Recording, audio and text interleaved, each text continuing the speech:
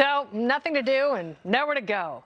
That could be a good thing. Will staying indoors and out of each other's faces stop the spread? Joining me now, Fox News medical correspondent, NYU Langone, and professor of medicine, Dr. Marc Siegel, the Corona King. So let's talk about this a little bit, because I know people are now, they're not holding back anymore. They are hoarding and behaving out of fear. No one wants to touch anyone else. And it's like, holy crap, it got real today. What was the shift?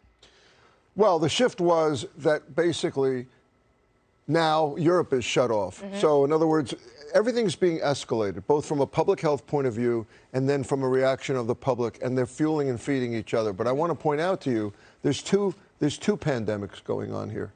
There's the pandemic of the coronavirus, which we don't know the extent of in the United States. I think they have a much better handle on it in South Korea, where they're testing 20,000 people a day, and they know how many cases they have. Here, we're just not testing people. We're in the blind. So people naturally rush to the worst case scenario. I'm assuming that it's more and more and more cases. That's the other pandemic. I wrote a book about this called False Alarm, The Truth About the Epidemic of Fear. Wow. There's a pandemic of fear, because we over-personalize the risk. We're ruled by fear. It's a very strong emotion in the brain.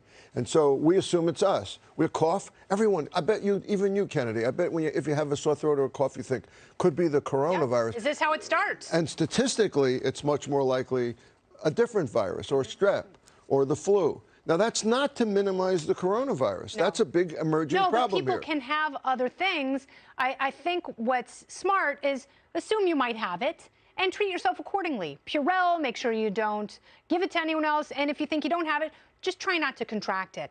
And that's any respiratory virus. Yes, absolutely. And that goes for the flu and whatever might come in the future. And hopefully we are setting up protocols so if there is another virus like this in the future, we get a handle on it more quickly. But even this virus, you know, Dr. Fauci's right about this. We don't have a vaccine. We have the elderly at risk. We have the people with chronic conditions at risk. So we want to just simply cut down as much of this viral spread as we can. Yeah. Here's the problem. That kind of good public health without a vaccine is misperceived by the public as it's coming to get you. Yes. So we have two big problems. One is the public health is ineffective because we don't have the kits to know how many people have it. That's a huge problem, because I can't tell you how much of it is around, and I'm supposed to be able to tell you that. And then we have the second problem is that people overreact. Yes. And they just believe the worst case. And they don't think of other people. They are so concerned for their own personal safety.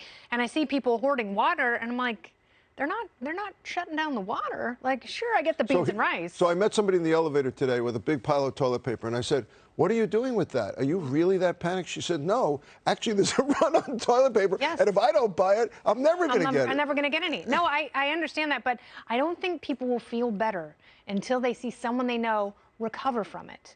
And when you see people start to recover, when Tom Hanks and Rita Wilson are in the world again, and they test negative, and they're as healthy as they ever were, people will kind of go, oh, as strange as that is, high-profile cases like that, when they are not insurmountable, but it feels that way right now.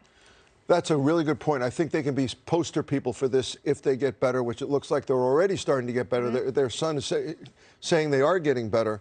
And I really think that that's what we need. We need courage to replace the fear. We need laughter, and we need to feel a little bit more like we're part of a community, a world community here, in order to shut this down. You know what people need to do?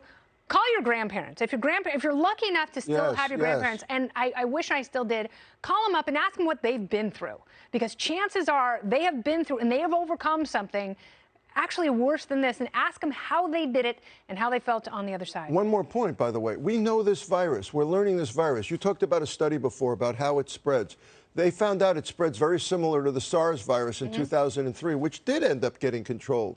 So with good public health measures and careful vigilance, that we may actually be able to stamp this out. I think we're going to. I think we're going to find a vaccine. I think we're going to have some antivirals and some new technology in there we haven't even conceived of. Dr. Marc Siegel, thank you so much. Always good to see you. Thank you. My pleasure.